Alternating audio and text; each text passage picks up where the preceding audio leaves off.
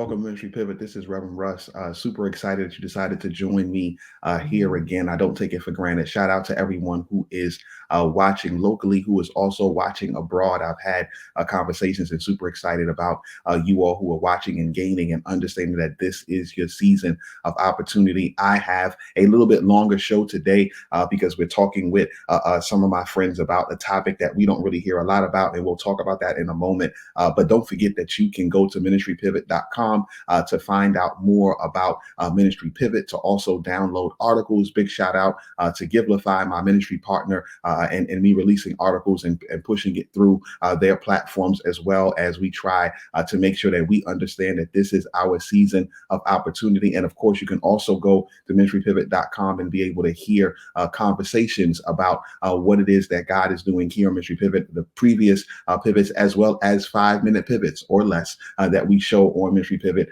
as well. Today, I have an awesome group with me, two of my dear friends, Reverend Dr.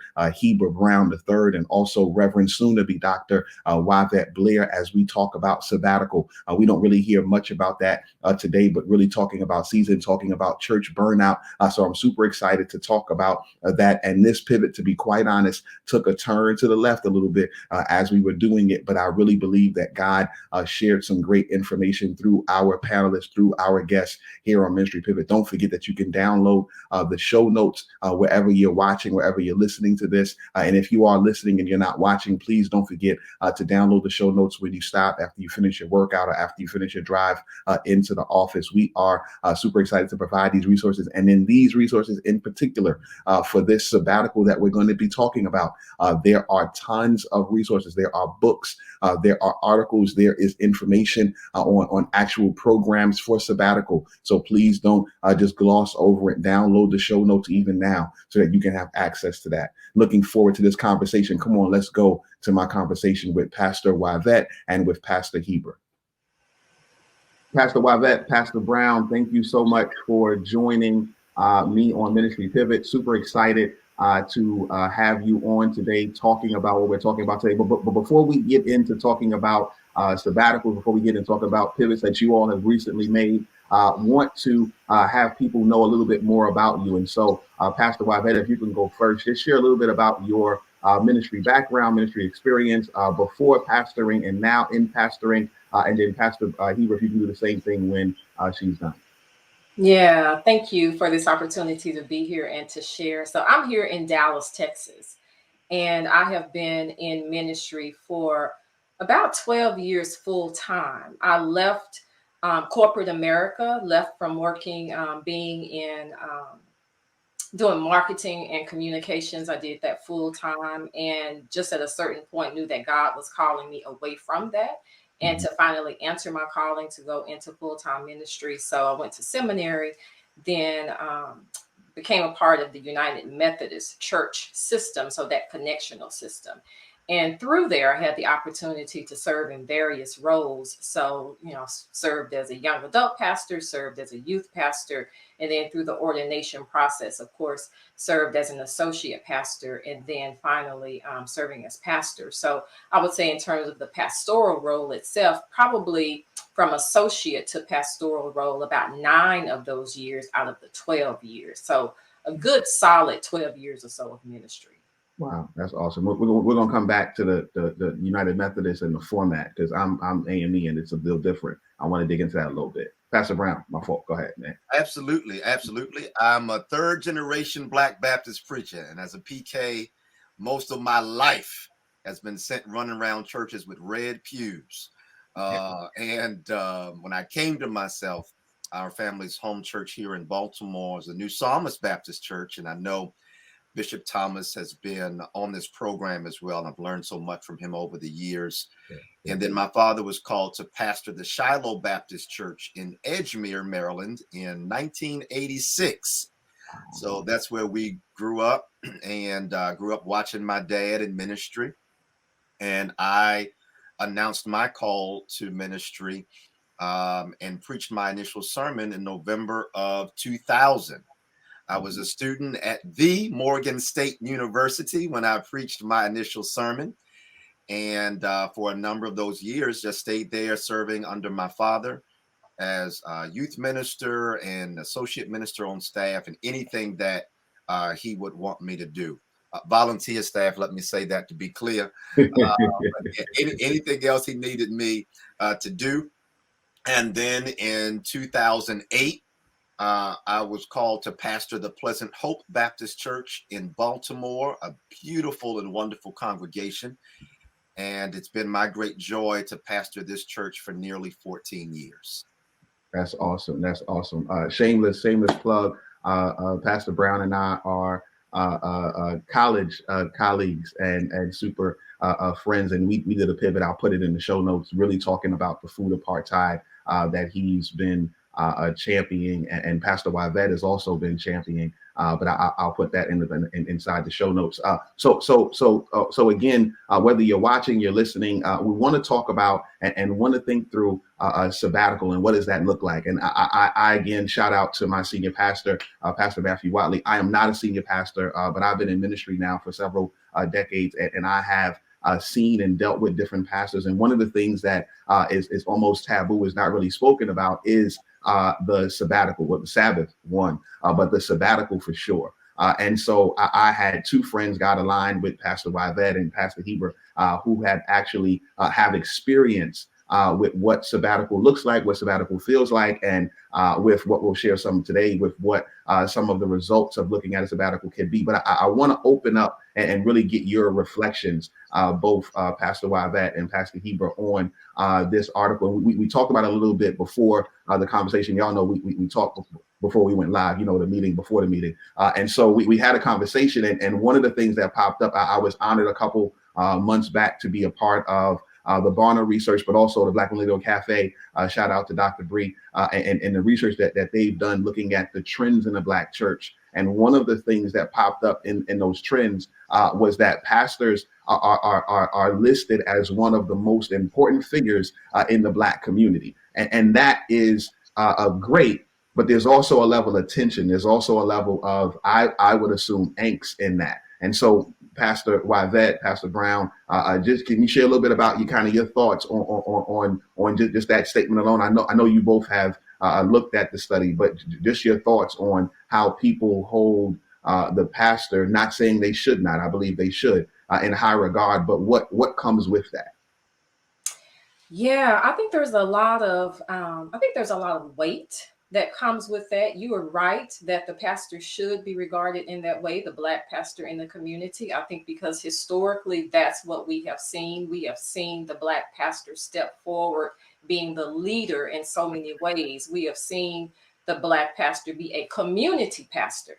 Yeah. So more than just a pastor inside of the church, the Black pastor has been the community pastor. I think we've seen it, certainly during the civil rights movement time. We've seen pastors, doing activism. We've seen where pastors show up when there's any kind of tension that's happening in the community. And so there is a real expectation, rightfully so, that that's how the congregation views the pastor as one of the most important figures, because they know that if anything is happening, that generally the pastor has his or her pulse on the community and is going to step up and be a prophetic voice and speak to the issues that are going on. That's good. Agreed. Yeah, as Pastor was speaking, and maybe just think about the ways that significance has morphed in some ways over time. That I would say from its earliest days in the history of Black church communities, what Pastor said is exactly right. And how that significance has showed up, though, depending on what's going on in the world or in the community, in some ways has adapted. For example, that significance involving pastors today, the ways that we communicate in the public square and all that comes with that. And so at one point, the greatest technology was the pulpit itself. And that which was said over the pulpit, the megaphone was big enough to reach everybody. But here we are in a time where the pulpit still has great significance. And I still got members who say, unless you announce it over the pulpit, people not going to, receive it as gospel. Yeah. So that's still a thing. Yeah. But also there are constituencies of the congregation, and their pulpit is the church's Instagram page. Or so pastors having to either themselves learn how to articulate through those pulpits, or have the type of staffing to make sure that things get out in those ways as well. And so, yeah, it just makes me think about the ways that significance has morphed and adapted over time based on not only technologies, but also issues going on in the world. Yeah, yeah. So that's extremely important, I think, and right to know what you both said that, and I remember that where and still live in that even this day and age, where people still feel like if pastor doesn't say it, it's not going to happen. And so every congregant who's listening, you can still do it without pastor saying it. But I hear it, and it's the level of pressure. But I want to list two more articles, just really rapid fire with you all, and then kind of get into the meat of today. And again, if you're listening, if you're watching, we're going to have show notes in the bottom, and so you'll be able to get those on Ministry Pivot. I'll be able to get those wherever you're listening or watching. And don't forget to comment, to like, and subscribe. But two things. One, another Barna study that listed that 38% of full-time pastors have thought about quitting. 38% of full-time pastors have thought about quitting. And then the other study that we talked about earlier today was the Wall Street Journal that actually listed that there's a shortage of clergy for houses of worship because so many clergy or several clergy have been a part of what we've heard of in the past several years now since COVID, as known as the Great Resignation. And so really just want to hear kind of your thoughts on that, you all's thoughts and perspectives on those two just added pieces of study, and kind of your reflection on those. Yeah, so I think, when the pandemic hit, it really hit. Yeah. And it pummeled all of us. And by all of us, I mean everybody obviously was pummeled by that. And so everybody was shifting, trying to figure out what was happening, what we were going to do. Of course, we saw that we were in a time when everything was closing. We were doing mandatory sheltering in place, quarantining, all of that. Yeah. And just the weight of what that meant for everybody dealing with that, just out of nowhere, something like that happens to upend everything and literally turns your world upside down. And so I think one of the things that for pastors that started to happen is that along with the congregation, we put all of our fears, our concerns, our worries, our frustrations into one container. And it's like when you put it into that one container, it's like add water and stir.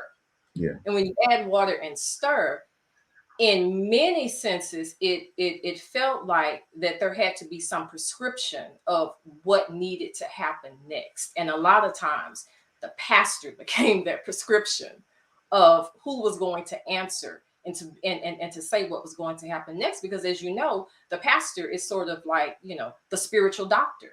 Yeah. And so congregations, rightfully so, turn to their pastor in times of crisis. But when you're all in a crisis and you don't have the answers, there is that extra weight that is added on to you because you don't know. You're calling your colleagues, they don't know. Nobody knows what these answers are, but there's still an expectation that you're going to be able to walk people through those seasons of life and still be able to give them some hope. Still be able to show them that God is here with us in this moment, but you just can't point out exactly how that is for them because you're still trying to figure it out for yourself. And, we joke a lot about the things that seminary doesn't teach us. And certainly seminary doesn't teach you how to respond in a crisis like this. And so I think that weight just really manifested itself in such a way that a lot of pastors began to feel like, am I able to stand under all of this and to still do this work that God has called me to do? Wow. Yeah. Yeah. Pastor Yvette, you make me think about, and I could not agree more with you. And your comments prompted thoughts in me about that pressure, because I certainly felt it. having to have an answer. What do we do now, Pastor? How do we move forward now? And all of that. And the pressure of having to have that response.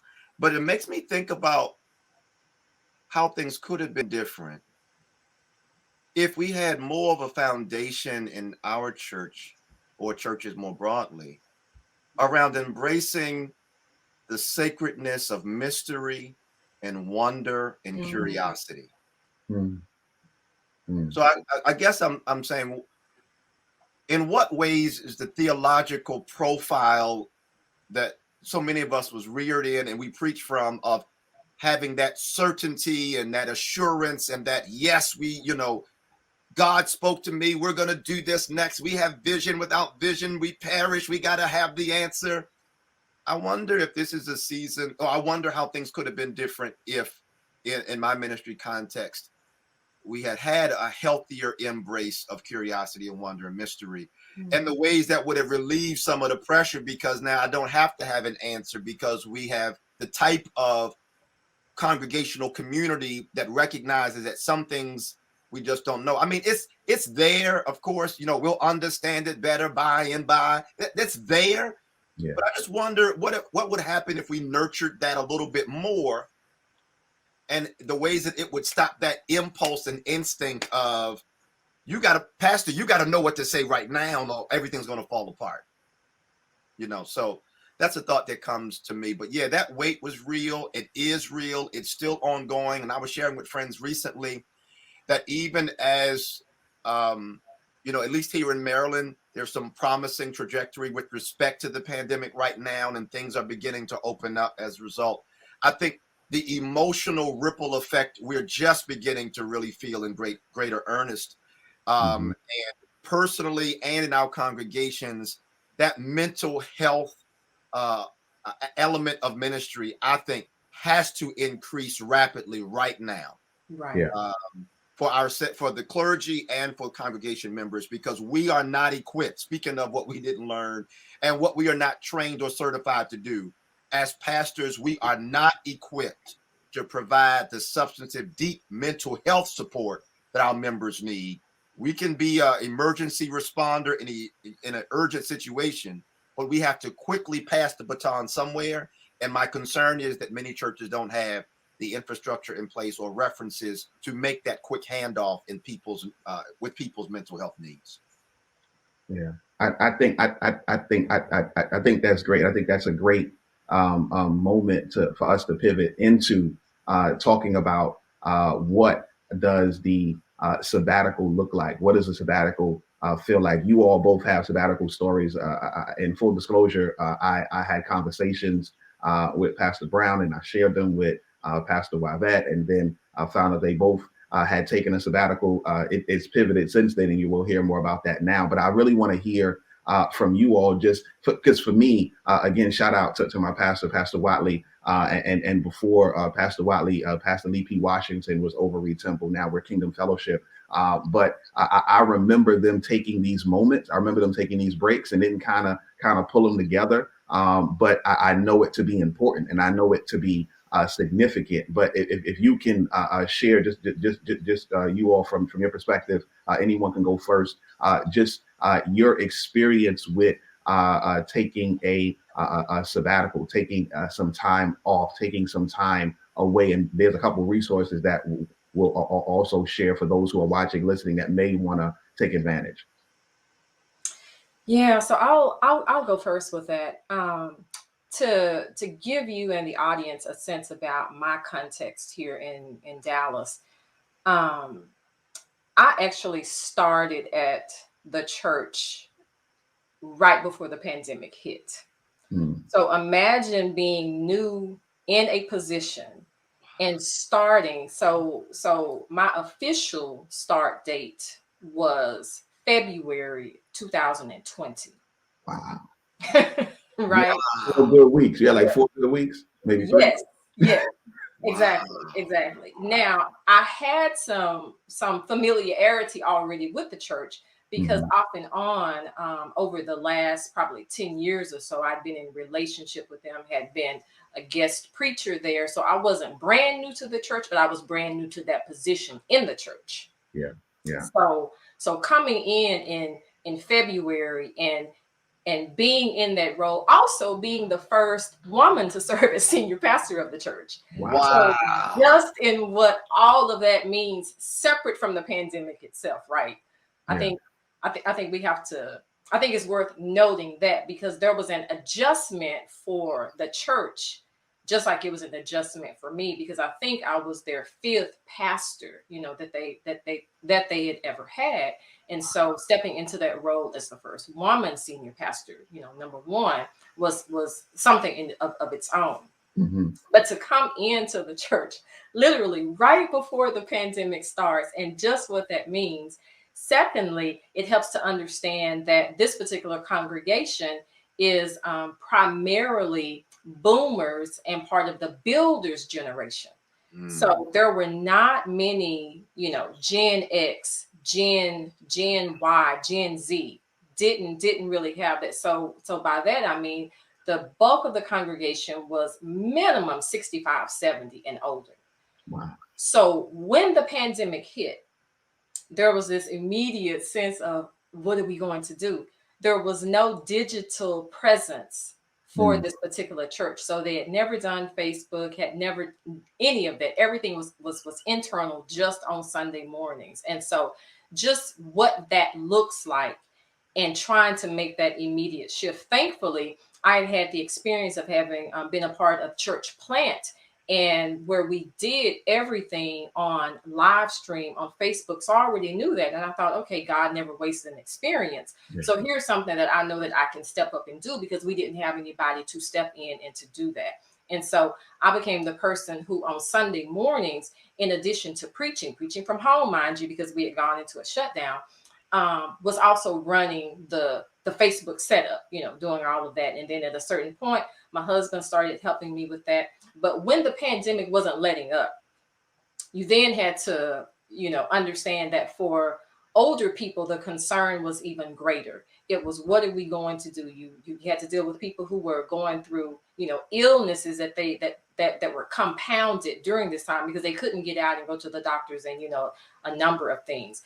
And so once things started, kept rolling and rolling, and it's like you go for months and months, and then you realize that things that maybe some lay leaders could have been able to do, they were not in a position to do that. And you don't want to put that burden on them to do it. So then it becomes, well, it's going to be me.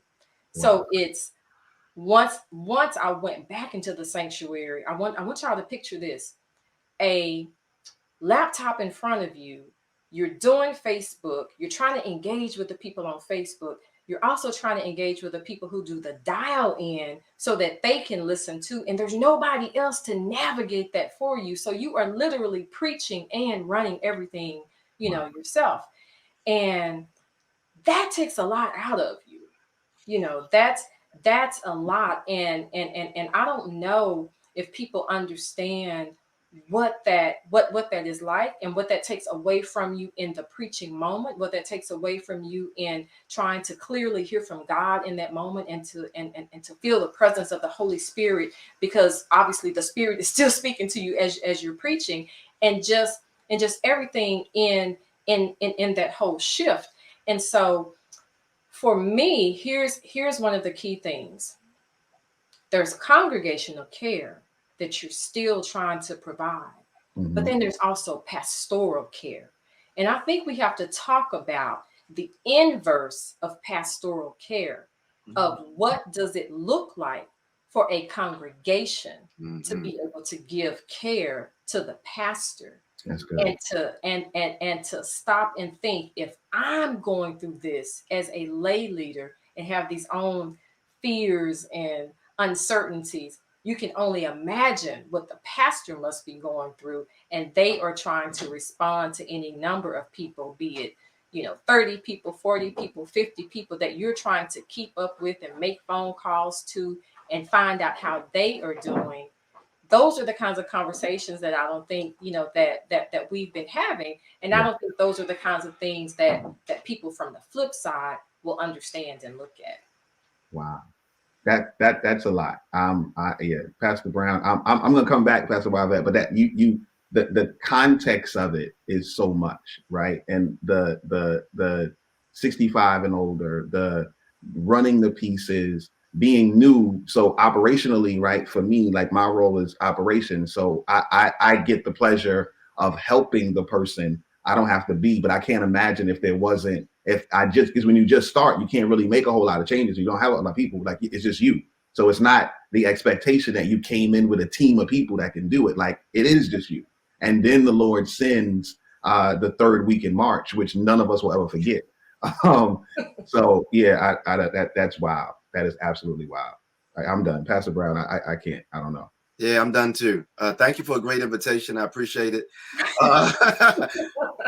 Because Pastor Yvette just painted the picture of what so many pastors have been living. Yeah. Those of us who pastor churches where we are the only full-time staff person or one of a very short list of persons, and have had to just keep on adding hat on hat on hat. Now, we already had probably too many hats on our heads anyway.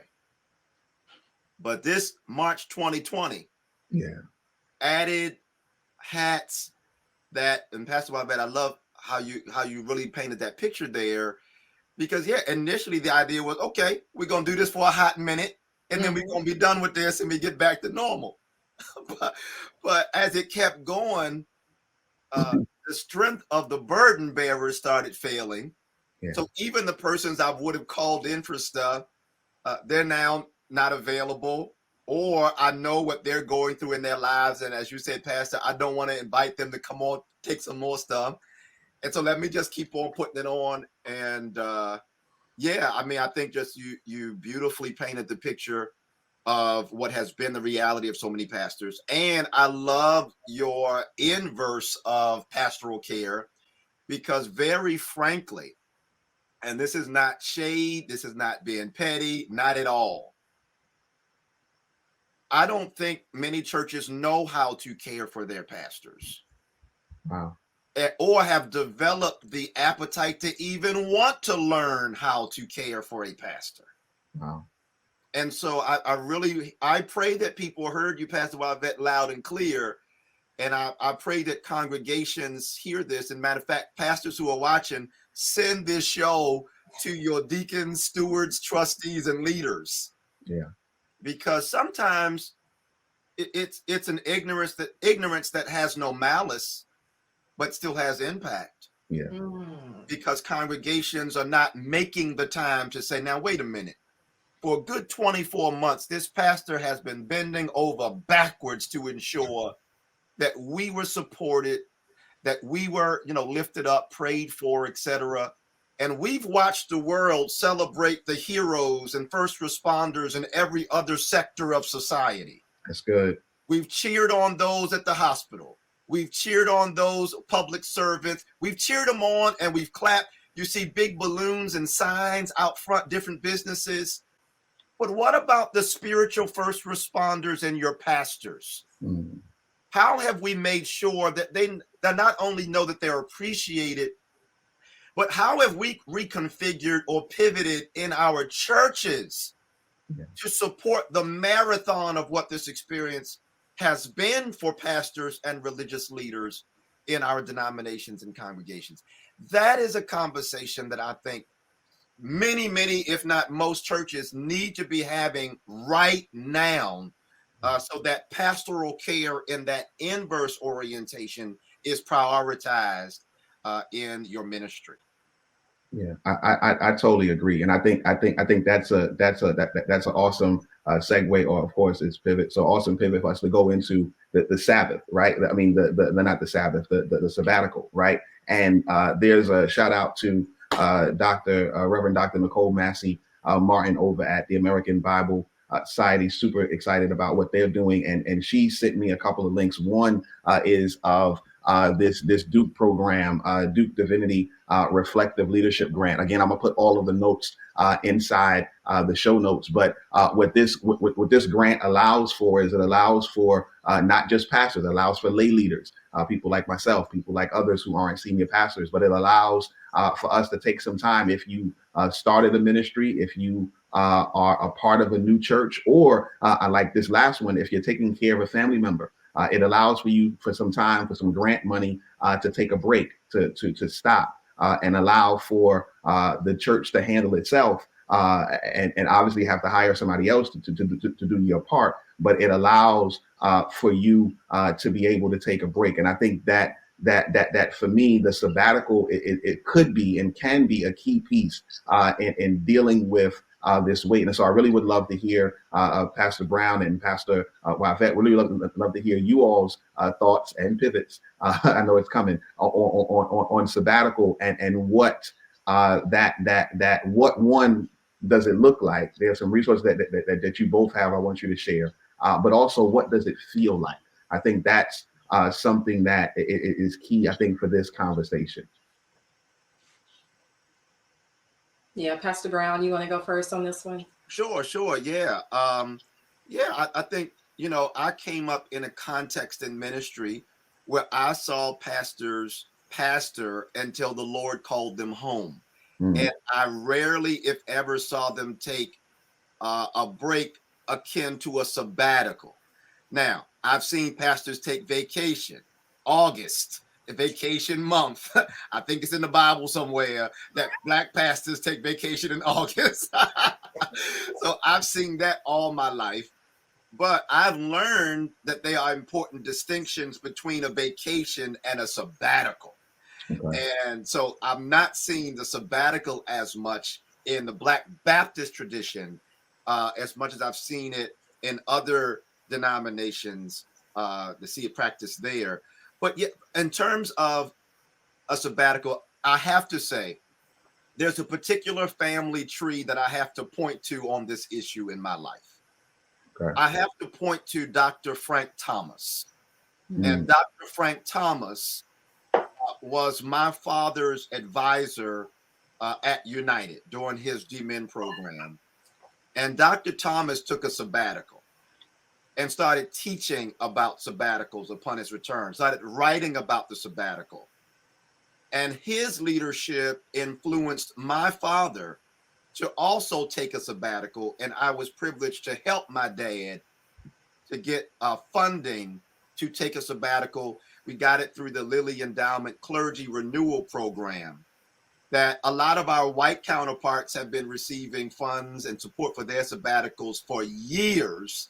And I'm really glad to see more African-American clergy pursuing those kinds of resources. And I'm personally committed to helping Black clergy go and get these funds and resources to take a sabbatical.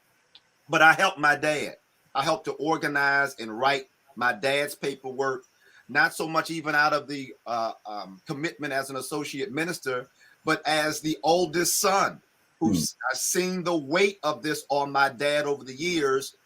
And I know how much behind the scenes he was carrying. Wow. And I was like, the church ain't going to kill my dad. My dad is going to take a sabbatical. Yeah. And I helped my dad to do that. Well, helping him to do it, I never thought about one for myself. But some years later, the weight of ministry started knocking on my door. And I thought back to that time.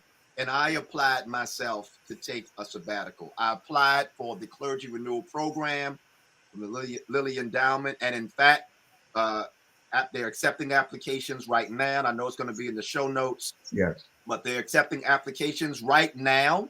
The deadline to apply is April the 27th, 2022. And I want to encourage every church to surround and cover your pastor and help them and go after these funds. Don't put it on the pastor to apply by themselves. In fact, this program won't allow you to do it that way. It has to be jointly done. And so I want to encourage that. But I will tell you, when I took this sabbatical, and mine was a 3-month sabbatical, it was one of the greatest gifts I've ever experienced in ministry. It was amazing to wake up on Sunday morning. You asked me how it felt. So I'm going to tell you how it felt. Yes. Wake up on Sunday mornings and roll back over under my covers. It was amazing. to walk with my wife in the morning and start doing family walks with even our children, or riding the bike together. We had family nights where we were watching TV together, our favorite shows, and no cell phones were allowed in the room as we watched these shows together and then talked about the show. We watched shows like The Cosby Show and A Different World, like real family TV. And I really just gave my whole generational ID right there. But those are the kinds of shows we were watching together, eating together at the table and talking with one another. And then just me taking the time to rest, to walk. We went on we took a road trip. We got a big RV, got in the RV and just drove south. And whenever we got tired, we could just pull over and go to sleep in the RV and wake up the next day and keep on doing it. I can't tell you how amazing it was to take 3 months off and not do anything related to being somebody's pastor. And I want to thank Pleasant Hope Baptist Church for their partnership in giving me that gift of just getting away, because it even allowed me to hear God clearly about my next steps in my life without all of the other static on the line in service to everybody else. I heard God afresh and anew for me, and I'll hold it because we might go there next. But it was a beautiful gift. It was exactly what I needed, and I wanted even more of that as well. And my family was thankful. My sons were thankful. My wife was thankful that I could be fully present at home, because as you know, pastor with the family, we're often pulled in 11 different directions all the time and are constantly on call. And I'm thankful for an understanding family. And at the same time, our families need us just as much, if not more so. Yeah. No, that's good. That's good. That's good. Pastor Yvette, I'll do the same thing. Go ahead. I'll stop. Well, Pastor Brown said something very, very key there, very pivotal. He talked about partnership. He talked about the congregation working with the pastor to make sure that this sabbatical can happen. And let me say, I know that there are all different sizes of churches. So some churches may be thinking, well, we don't know where to begin. So obviously that information is going to be in the show notes there of, this particular financially supported sabbatical, because that's the other thing. Oftentimes when we talk about taking sabbaticals, there's an unspoken, am I still being paid while I'm on sabbatical? Yeah. Can the church afford to pay you your salary? And is there money still set aside to be able to bring in other pastors to preach during that time? And I'll say that in my context, a very small church that is limited in resources, and something that I heard on one of the other ministry pivots, Reverend Russ, when you had Reverend Walt Thomas on, I wrote this down. He said, we don't have the resource bank to lead in this type of environment. Mm-hmm. When he talked about specifically churches that don't have the types of resources that they need. So what I want to say to the churches that may be struggling with that and asking, well, where do I begin? If not this Lily, endowment, what else can I do? Just simply encourage and set aside and say to the other leaders, we need to say to the pastor that they have guaranteed some dedicated self-care days where they're not responding to phone calls, they're not responding to emails unless it is an absolute emergency. Because as you know, and as Pastor Brown said, this is 24/7 work. We're constantly on call. And certainly in the pandemic, that heightened. There was not a time that I was not accessible. I had people reaching out to me, at night. I had folk texting me. I had phone calls early in the morning, 4 a.m., 5 a.m. So the first thing is, what are some days that you can say, these are a couple of days that we are not going to bother the pastor at all? At least start there. Start there by encouraging self-care days. I can't tell you how important that is. Pastor Brown talked about that. We certainly have been talking about it in this conversation. Just just mental health and then what that looks like. And then I think secondly, we have to have the conversation of what it means to just rest. We don't talk about rest enough in the rhythm of the church. Yeah. We go through so many seasons. For those of us who are lectionary text, churches, generally within the Methodist context, we look at lectionary and we know this is coming up. We know Advent is coming up. And then after Advent, there's a little bit of a break before you get to Lent season, and you got to get ready for that. So for that full 6 months, you're just running. And then when you get to the end of Lent, then you got to start preparing for Vacation Bible School, because not long after that, summertime is coming. And so we need to talk about what it means to rest, for the church to have its own rhythm of rest, to just pull back and to ask ourselves, do we have to be busy all the time? Can there just be some times where we're not being bombarded with all the ministry activities? Because part of ministry is knowing that you've got to have some spiritual rest. Lay leaders need to have some spiritual rest. I think it's part of the reason that we have within our programs that after you serve for a year or 2 years, you take a break and then somebody else serves. And so we have to begin to have those conversations to talk about that. I want to say also that it is a tough conversation to have to even mention the word Sabbath. Mm-hmm. Sabbath is one of those words that when we talk about a pastor taking a Sabbath, it can often sound like that you are abandoning the church, or that you are giving up, or that you are pulling back on what God's calling is for you. When the truth is, you want to honor that call. You want to honor the work that you're doing in the church. You want to honor the people. And so we've got to start modeling what Sabbath rest looks like. Because as Pastor Brown said, when we took our vows and answered God and said yes to the calling, the church often has an expectation that you are going to serve in this way until you die, even if it kills you. And what we're trying to do is to help congregations and pastors be healthy and flourish, and to know that it is okay to pull back, and to know that there are seasons within ministry that God can be calling you to do some different things within ministry. And sometimes it looks a little different than what you thought initially when you walked into it. Yeah, no, I think that's great. I think that's great. So can you both help me? And you said it a little bit, but for those who are watching or listening, whether you're senior pastors or you're lay leaders and really care about the senior pastor, all of you do, like I do. But help me to just really focus in on what's the structure. Pastor Brown, Heber, and I know you spoke about with the Lily Fund, and because it has to be some level of structure. Pastor Yvette, you had a structure as well, so anybody can go first. But what's the structure to make sure that the house is covered, the church house is covered, but then also the pastor's house is covered?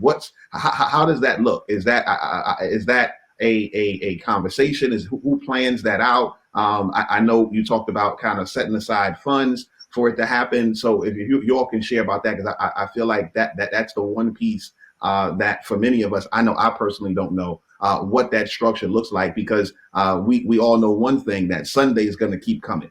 And so if you don't plan for it, it doesn't matter, it's coming. So what does that structure look like? Yeah, so I think the pastor has to get together with who the key leaders are in the church, and to begin to have that conversation. Take a look at the budget and ask, where in the budget can we afford for you to be able to take a sabbatical and to pay you during that sabbatical? Maybe you can't pay all of the salary. Maybe there's a compromise that has to take place. I don't know. I know, again, speaking out of my context of a church that's with limited resources, there were some things that we were not able to do. And so I think that you then look and say, where in the budget are we able to take some of the money and bring in somebody to preach? And even there, what does that honorarium look like? And how long are we going to be able to do that? You have to start somewhere. Instead of starting from a deficit and saying that we can't do this, because a lot of times that's where we start with a deficit and we say we can't do this. No, the question is, where is God leading us in this time, and what provision are we believing God for, that we are going to be able to do this? And sit down, look at it, look at the numbers, crunch them a little bit more. We went through budget talks in our church.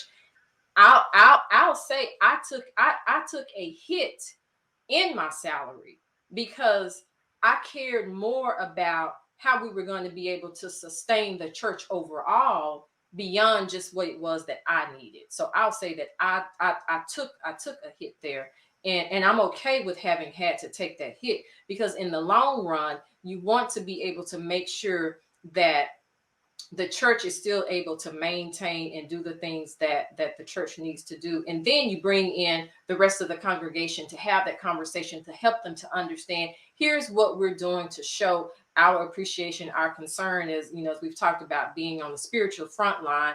And let's make sure that we have this in place as a protocol, and let's have it in place as a priority. We have to name the things, call them out, and show what the value of it is. And I think when we begin to reframe it and talk about it in that kind of way, I think the rest of the pieces start to fall in place, because once you allow God to make the provision for it, and you go into prayer and discernment about it, then God begins to reveal, and God begins to open up doors of resources for the church.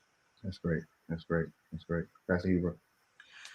Yeah, I'll start. I just want to touch on one of the things that Pastor Yvette just shared about her taking a hit out of deep concern and commitment to the congregation. And I think that, Pastor Yvette, you should be applauded and celebrated and recognized for your commitment to the congregation. Because when I hear you say that, I think about all the other pastors watching this right now who can relate, and the ways in which we perpetually put the church before ourselves. We've been taking hits after hits after hits out of concern for the well-being of the congregation. So I just wanted to slow that down, because I want to make sure that lay leaders in congregations hear this, that any pastor worth their salt, our impulse and instinct is to put the congregation first, even if it means we got to keep taking a hit. And I just want to encourage congregations not to rely on that instinct in your pastor forever, and even not to take advantage of it. It should not even be. I mean, I'm talking about overall, generally speaking in this moment. It shouldn't even be that pastors have to take hits like that. I know we have an impulse to do it, and I would have done the same thing. But I'm just saying, it should not be that we should be asked to take that kind of. You wouldn't ask your doctor to take that kind of hit. You wouldn't ask your lawyer to take that kind of hit. Given the services that they provide for your family that you know are vital to your well-being, you would find a way and make a way so that those persons did not have to take that hit. But I just think churches by and large, no specific church, I'm just talking about in general, are too comfortable with watching their pastors take the hit over and over and over again. And I'm speaking from firsthand experience as well, because I've taken the similar kind of hit. In fact, without the Lilly Endowment program, it would have been far more difficult for me even to take a full sabbatical as well. Our church is about 150 members, 88-year-old congregation, traditional Black Baptist church, traditional Black Baptist church structures, and the same questions of who going to preach. If you go away past who going to preach. And then as the pandemic is going on, it's not only who going to preach, but who's going to run the technology. Who's going to get the bulletin out? So all those kind of questions coming up. And so, yeah, it would have been far more difficult, but Pastor Yvette is absolutely right. It started with a conversation with the leaders. I mentioned it one year, a couple of years back. It was my pastor's anniversary or something was coming up. And Pastor, what you want for your anniversary? And kind of half jokingly, I was like, I want a break. Don't get me no more religious books. Don't give me no more cards. I just want a break. And we laughed and chuckled, but some of the leaders at that time remembered that I said that. And they're the ones who had actually brought it back when this opportunity came up. Said, Pastor, remember that time you said? And they really marshaled the effort. So at the meeting with the leaders and in our church, the joint board, the governing body is deacons and the trustees. They got together and they appointed a committee of leaders and lay members who really started tackling different parts of the application process for this clergy renewal program, where I only had to write one part and other people wrote the other parts and other people took it to the post office. I mean, it was a team effort. And it really, really was one of the best gifts that Pleasant Hope Baptist Church ever gave me. But I also love what Pastor Yvette said about Sabbath. I think we got to do far more in the way of studying and learning about Sabbath. I think ministries like the NAP ministry, and perhaps this can be put in the show notes too. Yeah. The NAP Bishop Tricia Hersey is doing some remarkable work around challenging this notion of constant busyness and equating that with godliness. And I think we got a lot to learn in our churches around rest and Sabbath. There are, of course, a lot of great resources out there as well. I could see it as a small group study, a Bible study, a sermon series. Take your pick, but I think we got some cultivation work to do when it comes to that. But I also, Pastor Yvette's talking about the steps to get, maybe you don't have 3 months. I love it. Having sabbatical or Sabbath days or weeks. I mean, I feel pressure as a pastor to preach every week. People do say it. I think about it. They do say it, but people want to hear the pastor every single week. Yeah. And I know other pastors and other ministries, particularly our white counterparts, where they have a preaching pastor, a teaching pastor, a this and a that. And it's like the pastor preaches one Sunday out the month and that's it. And the attendance don't drop off on the other Sundays. So, I think this is a perfect time to pivot and even our expectations of what we want. I mean, do you want your pastor for a hot minute or do you want your pastor for a marathon, a potential of a much longer journey together? And so I think all those kinds of creative things about this is Pastor's Week, that pastor's not preaching. Even if I'm there, I'm not preaching because it's a different kind of energy. Just let me come, but I'm not preaching and don't ask me to do nothing. Or other weeks where I'm just not going to come. Like, we can be creative in this time and think about ways to take steps in that direction. I think Pastor Yvette gave some great tips there. Yeah, I think that's great. We're getting close to time. It's been rich, and we can go into this for much longer. I do want, though we listed the Duke grant, we're going to list the Lilly grant. Pastor Yvette will list the steps that you took. But I do want you all to share, because this went this way differently. You all who are watching, who are listening, Pastor Brown as well as Pastor Yvette both have come to a similar understanding now after taking this time of sabbatical. And so I'll let them share what they've shared already with their congregations. And then we'll have a conversation, a quick minute about that too. But I do think that it's important because God aligned it this way. That wasn't on the agenda, but I do think it's important. So anybody?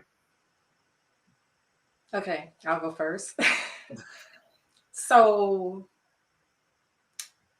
one of the hardest things to do is during your prayer time and your discernment time is being sure of what you're hearing from God and honoring what you're hearing and responding faithfully to what you know God is telling you to do. Yes, we have all the questions and God, what about this and what about that? And And we have to know that the calling never goes away, but there are iterations of the calling. The Mhm. calling can evolve.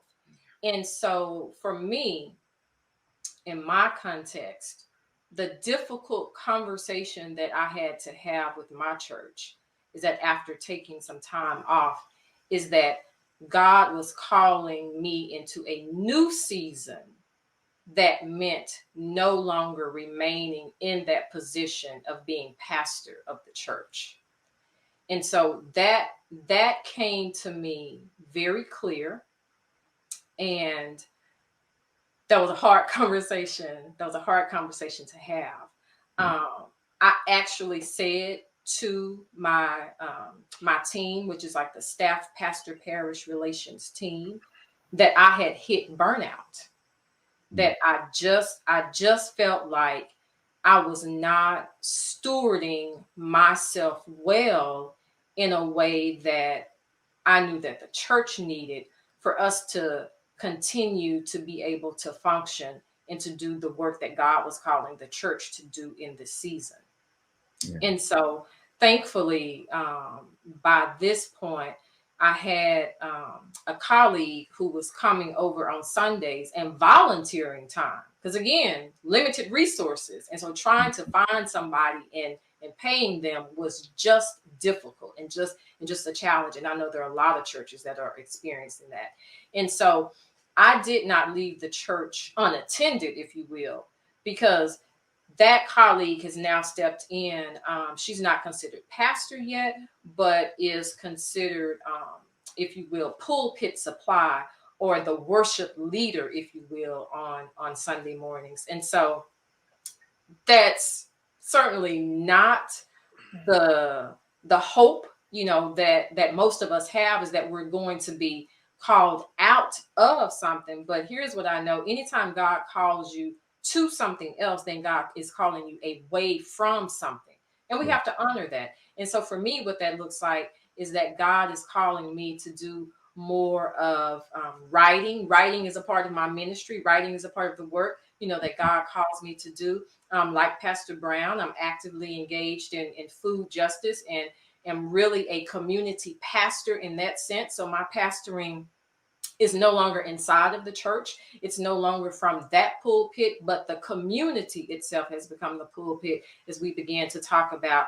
ways that we can, tackle some of the food injustice issues that we're dealing with here in the Dallas-Fort Worth area. So I'm praying for any pastor who is at that point Yeah. that feels like I've hit burnout. And if that's where you are, have the conversation with your leaders. I know it's hard. I know it's difficult, but have the conversation, be transparent, be vulnerable, and say to them, I can't keep doing this by myself. Here's what I need, and I need your help to be able to do this. And if we don't have the help internally, do you know somebody who can come in and help with this? Because this is a load that I can't keep carrying. And I don't want to get to the point where I have to step away unless God is telling me to step away. So that would be my encouragement. No, I think that's great. Pastor He was going to come, but I want to do one plug. So Pastor Yvette, I met Pastor Yvette as an editor. Pastor Yvette has edited every book you've ever read from me and anybody who I've done a book for. That's what she does. And she's a part of the team that helps get that done, which I think she spoke to it, that when you are able to release one thing, you're able to grow in something else. And so I think that's awesome. But I totally, yeah. So Pastor Yvette is awesome. Dope. So Pastor Brown, Pastor Heber. Oh my goodness. Yeah. So my sabbatical experience again was so needed. It was dynamic. It was revelatory. So for me, my sabbatical revelation was that God had, and I loved how Pastor explained it, that my call had manifested into its next chapter and season as well. Mm. And it was time for me to reach forward to that next thing. Anybody who's been close to me and watching me with sweet potatoes, collard greens, and kale sees the ways that I light up. They've been seeing how I light up. I'm driving trucks filled with food across the city and singing in the truck. Yeah. And a good friend of mine was my god brother, in fact, god brother Kenny Jackson. He said, man, you just look so happy as you are driving sweet potatoes across town. And I said, you know what? You're right. And it really was a sign for me that my next call had arrived. And it was time to really give a greater focus. I've been, like many pastors, quad vocational for so long that I just got used to juggling all the things and being at executive level on so many things that my hand was on. And so I'm excited now about the opportunity that I have to give greater focus to the ministry of the Black Church Food Security Network, and to release the sacred responsibility of shepherding and pastoring a congregation at Pleasant Hope Baptist Church. So my transition was not so much burnout. My sabbatical story is not so much that burnout has me here, but a clarity now that I could hear God clearer. And I really want to, here's another resource for those. And I thank you, Pastor, for even just speaking a word of prayer and support for pastors listening, because that statistic, Reverend Russ, that you put up earlier on about the number of pastors who've thought about quitting. Yeah. For every layperson watching, chances are your pastor is in that number, in the number. And so this is a very important conversation to be in prayer with about your pastor. But I'll just say, for those pastors who might be hearing a nudging from the Lord, there's a great resource, takethenextcall.com.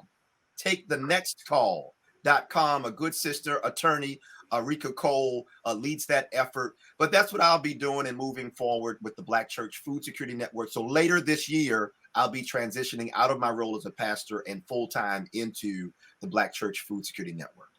Okay. Thank you both. Let me just say this so we can quantify and qualify this, right? Let me right size this. We are not saying that when you take Sabbaths the right way, or that you take sabbaticals, that you're going to leave your church. That's not the thing. But what it is it gives you time to reflect. It gives you time to understand. And one of the things that I can say as a longtime staff person at a church, never the senior pastor, but staff person at a church, I can say that there's nothing better than having your pastor geared in and focused. And whatever you can do to allow him or her to have that opportunity is what you should be doing. And so what I hear from both of these pastors as they've made transitions now from the pulpit to other things that God is leading them to, is that it also is freeing up the pulpit for the next person to step in and to do what needs to be done to take it. We've heard it before, right? That certain people get you from one place to the next place, but what got you here won't get you there. And I'm super excited about the opportunity that they have given their congregations in the time that they've spent, but also in the time now that they are working with congregations to help their next leader get in place and take them, I believe, to the next levels that no one can even fathom. So thank y'all again for getting on to the pivot today. I appreciate you all both being on and taking out of your time and being on, and we're going to be following you. Again, don't forget, if you're watching or listening, you can look at the show notes. You'll have information on both Pastor Yvette and Pastor Heber and what they're going to be doing next, but also what they're currently doing. You will also get inside the show notes information on those Lily funds and the Duke Fund and the other ways to support and even the websites to help think about what may be next for you as a church leader. And as always, super excited that you decided to join us here at Ministry Pivot, because this is still your season of opportunity as COVID continues to seek harm in certain places, but also continues to lighten up. I really believe that this is the next season for the church to do great things for you, for your pastor, for your leaders. So please don't forget to go on to ministrypivot.com. Don't forget to subscribe, to like, to comment, to share, really to send this out to other people so that they can also be encouraged. Until next time, I look forward to seeing you soon. Reverend Russ, Ministry Pivot. God bless.